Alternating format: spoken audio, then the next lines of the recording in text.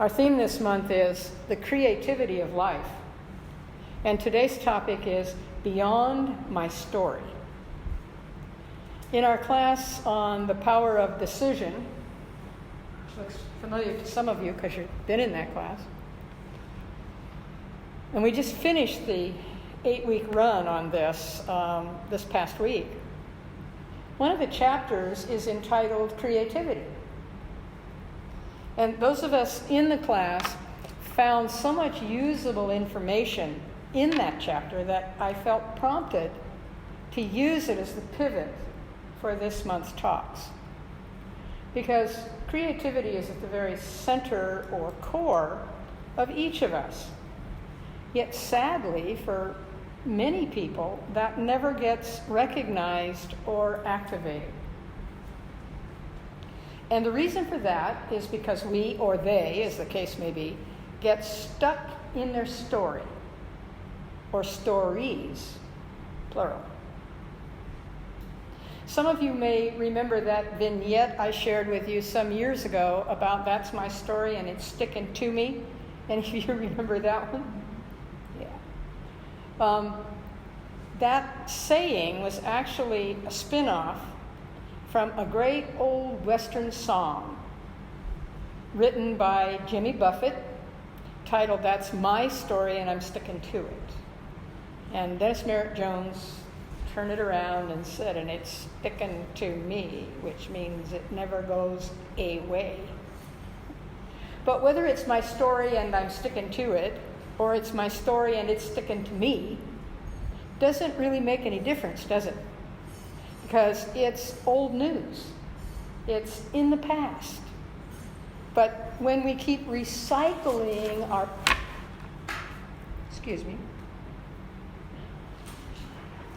When we keep recycling our past stories, they become our present. And while a few of them may have some place in our world of today, the vast majority of them are about past dramas and or past traumas. And the storyteller, whether it's you, me, the next door neighbor, or Aunt Martha, seems to have an affinity for exaggeration, so that over the years, as the story is told over and over again, it takes on a life of its own, until in some families, or at least in the mind of the one telling it, it becomes a legend. And curiously, the teller of the story inevitably becomes the victim. As the story lingers, so does the victimhood. Truly, when that happens, it's sticking to its author. Ernest Holmes, in his writings about creative mind, reminds us of that principle. He says, "Remember, it is done unto us as we believe." That's a principle that has moved forward in time, and when applied in the present, performs as it always has. However, we note that it is always expressed in the present tense. As we believe, so shall it be. Does that mean you can take an old story and make it new? Indeed it does. Wayne Moore, in his song, "The Answer is Always Yes," states that very clearly. If you haven't heard that song, Gail can make arrangements for you to have a copy of it. The answer is always yes. It's a cute little tune, but it's also deeply penetrating from the standpoint of the answer is always yes, whether the question is positive or negative. And what that means to us is that we can take a positive or a negative position on just about anything, and the answer is always yes. Why then do we bring the negative stories forward? What possible payoff can there be? I don't know. At least I don't know for anybody else but myself. And I have become diligent in bringing forward only those of my stories which have some positive and useful role in my life today. Is that easy or hard? The answer is always yes. And rather than demeaning those whose stories seem to be sticking to them, I offer the highest of opportunity to release those stories and find instead a creative way of seeing the positive in the message or the lesson learned from them. That's what supports us in moving forward, in our thinking and in our actions. Virtually every student of positive thinking has known and has promoted the value of it in countless ways.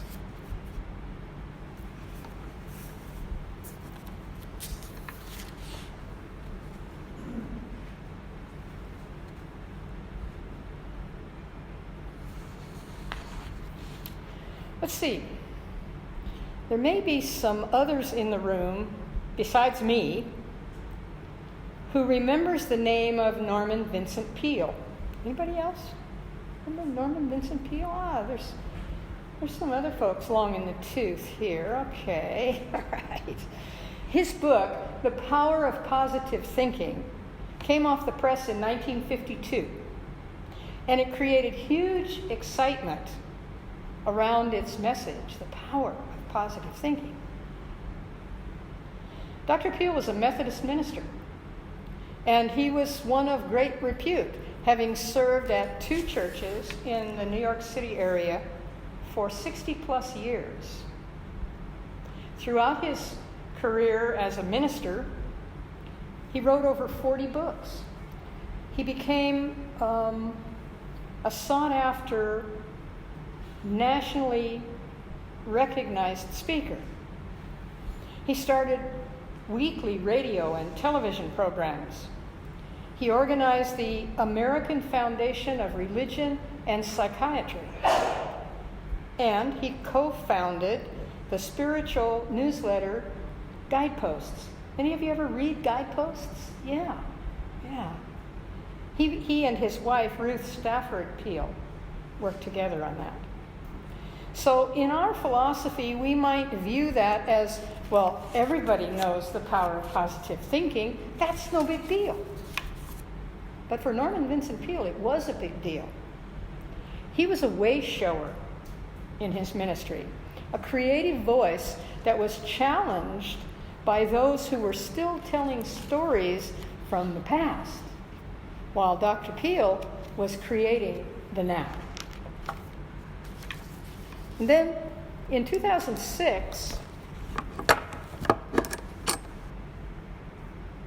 a movie titled The Secret, consisting of a series of interviews designated to demonstrate the new thought claim that everything everyone one wants or needs can be satisfied by believing in an outcome, repeatedly thinking about it, and maintaining positive emotional states to attract the desired outcome. How many of you saw the movie, The Secret? More hands. A little later in time, a little more action. Prior to its production, though, in 2004, to be exact, its eventual producer, whose name is Rhonda Byrne, had experienced in her own life a series of traumatic events, personal and professional both. And during that time, her daughter had given her a copy of Wallace Wobble's book, The Science of Getting Rich. Have any of you read this? The Science of Getting Rich. This book was written and published in 1910 and somehow showed up in her daughter's hands and then in her hands. And in reading Waddle's book, which, as I say, was published in 1910, Rhonda Byrne discovered a great secret. a secret law and principle of the universe. She traced the secret back thousands of years, incorporating almost every religion and field of human endeavor during those years and centuries. And almost immediately, her life was transformed as she began to put into practice what she kept learning along the way. Not that these things were diverse and different, but that they were in parallel. And when you find that, you know you can make it work. And in that moment, her greatest wish and her new life lesson was to share this knowledge with the world. Well, we understand that. We try to do that every day, don't we? And she found a way. The result, the movie, The Secret. And that was followed by a book of the same name and 3 subsequent books in that same genre. So you see, some stories and ideas in use for years or even centuries can be brought forward and have current value. So what's the difference? Well, number 1, they're creative in nature. They offer new and or different ideas. A second positive, number 2, is they have a positive, life-affirming message. Number 3, they're updated to reflect the now, the present moment, so they can be understood by today's world. And number 4, someone with passion and courage did the work to bring them forward. But here's the deal. Any one of us can do that same thing in our own lives, can't we? While reading Raymond Charles Barker's book, The Power of Decision, and this is the textbook that we used for that class we just finished, we discovered 3 other books he had written titled The Science of Successful Living, Treat Yourself to Life, I like that one, and Richer Living.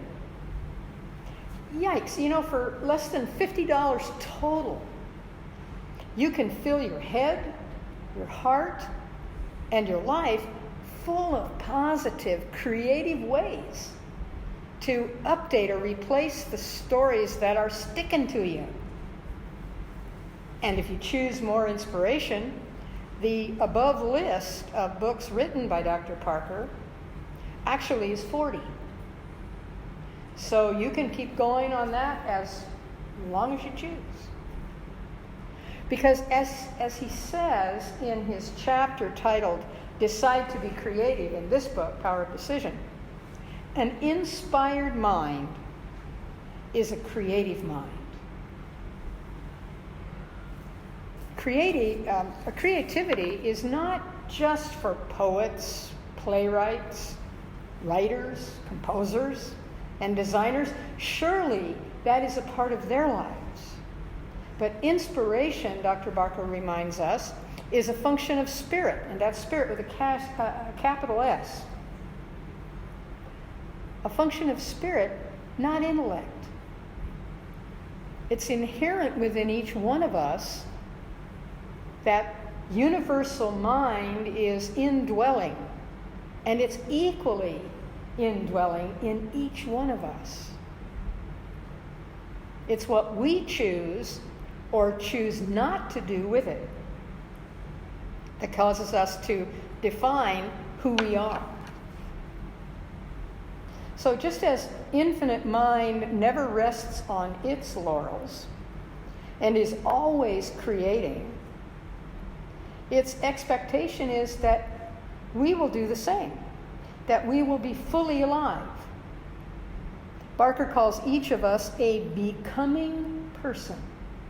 Isn't that nice? A becoming person. We have the capacity to grow, to expand, to express. And as we do so, we fulfill ourselves by being ourselves at the highest level of progressive expansion. He reminds us that the infinite did not create any of us to be an average person. In fact, many of us, through lack of applying creativity, accept themselves as their five senses report to them.